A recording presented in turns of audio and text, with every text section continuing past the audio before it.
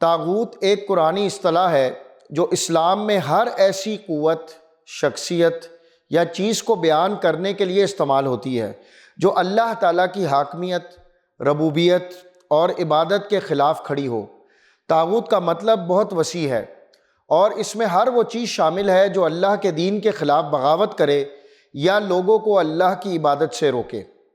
طاغوت کی جامع تعریف کچھ یوں کی جا سکتی ہے: ہر وہ باطل خدا یا جھوٹا معبود جس کی عبادت کی جاتی ہے، جیسا کہ بت پرستی، مخلوقات کی عبادت یا انسانوں کو خدائی صفات سے منسوب کرنا۔ ہر وہ شیطانی قوت جو انسان کو اللہ کے راستے سے بھٹکاتی ہے، اس میں شیطان، اس کے پیروکار اور ہر وہ وسوسہ شامل ہے جو انسان کو اللہ تعالیٰ سے دور لے جاتا ہے۔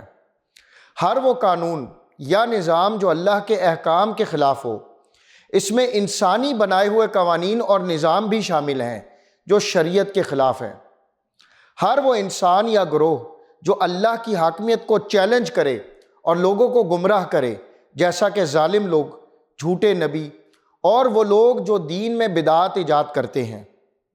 فرعون کا تذکرہ قرآن مجید میں کثرت سے کیا گیا ہے اور اسے طاغوت کی نمایاں مثال کے طور پر پیش کیا گیا ہے۔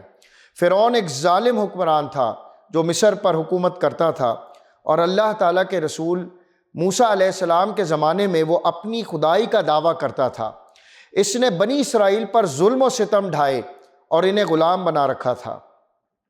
قرآن مجید میں طاغوت کی وضاحت مختلف مقامات پر کی گئی ہے، جس میں سب سے نمایاں سورہ البقرہ کی آیات ہیں۔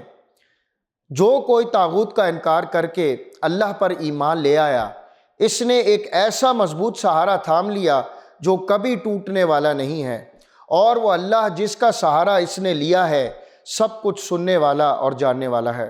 سورہ البقرہ 256۔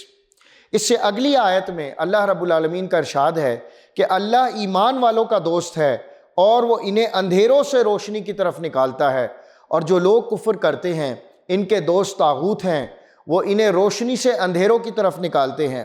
یہ لوگ دوزخ والے ہیں اور وہ اس میں ہمیشہ رہیں گے۔ سورہ البقرہ آیت 257۔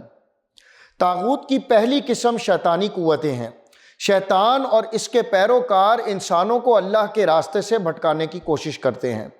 شیطان کا مقصد انسانوں کو بھٹکانا ہی نہیں، انہیں جہنم کی طرف لے کر جانا ہے۔ قرآن مجید میں ارشاد باری تعالیٰ ہے: شیطان تمہیں فقر سے ڈراتا ہے اور تمہیں بے حیائی کا حکم دیتا ہے، جبکہ اللہ تعالیٰ تمہیں اپنی طرف مغفرت اور فضل کا وعدہ دیتا ہے، اور اللہ وسعت والا اور علم والا ہے۔ سورہ البقرہ آیت 268۔ طاغوت کی دوسری قسم جھوٹے خدا ہیں۔ ہر وہ چیز یا شخص جسے اللہ کے مقابلے میں معبود بنایا جائے طاغوت کہلاتا ہے۔ اس میں بت پرستی، مختلف دیوی دیوتاؤں کی عبادت اور کسی بھی مخلوق کو خدائی صفات سے منسوب کرنا بھی شامل ہے۔ قرآن مجید میں فرمایا گیا: اور انہوں نے اللہ کے سوا معبود بنا لیے تاکہ وہ ان کے لیے عزت کا باعث بنے۔ سورہ مریم آیت 81۔ طاغوت کی تیسری قسم باطل قوانین ہیں۔ انسانوں کے بنائے ہوئے وہ قوانین اور نظام جو اللہ کے احکامات کے خلاف ہوں طاغوت میں شامل ہیں۔ ان قوانین کا مقصد اللہ کی حاکمیت کو چیلنج کرنا ہے اور شریعت سے انحراف کرنا ہے۔ قرآن مجید میں فرمایا گیا کہ حکم صرف اللہ کا ہے، اس نے حکم دیا ہے کہ اس کے سوا کسی کی عبادت نہ کرو، یہی سیدھا دین ہے، لیکن اکثر لوگ نہیں جانتے۔ سورہ یوسف آیت 40۔ طاغوت کی چوتھی قسم وہ لوگ ہیں جو اللہ کی حاکمیت کو چیلنج کرتے ہیں اور لوگوں کو گمراہ کرتے ہیں۔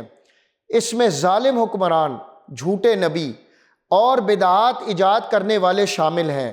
قرآن مجید میں ارشاد باری تعالیٰ ہے: اس شخص سے بڑھ کر ظالم کون ہو سکتا ہے جو اللہ پر جھوٹ باندھے یا اس کی آیات کو جھٹلائے، بے شک ظالم لوگ فلاح نہیں پاتے۔ سورہ انعام آیت 21۔ اسلام میں طاغوت کے خلاف جد و جہد ہے۔ علم کی روشنی پھیلانا، اسلامی تعلیمات اور حق کی روشنی کو عام کرنا، ظالم لوگوں کے خلاف آواز اٹھانا، انصاف اور عدل کے قیام کے لیے کوششیں کرنا اور معاشرتی برائیوں کے خلاف کام کرنا، معاشرے سے بدعات اور غلط رویوں کا خاتمہ کرنا، طاغوت کا انکار اور اللہ پر ایمان لانا، ایمان کی بنیادی شرط ہے۔ ہر مسلمان کو چاہیے کہ وہ اپنے ایمان کی حفاظت کرے اور ہر قسم کی باطل قوتوں کے خلاف کھڑا ہو۔ یہ اس کی زندگی کا مقصد ہونا چاہیے کہ وہ حق کی راہ پر چلے اور طاغوت کے تمام اثرات سے خود کو بچائے۔ اللہ عز و جل ہمیں طاغوت کا صحیح فہم عطا فرمائے اور اسلامی تعلیمات پر عمل کرنے کی توفیق عطا فرمائے۔ آمین یا رب العالمین۔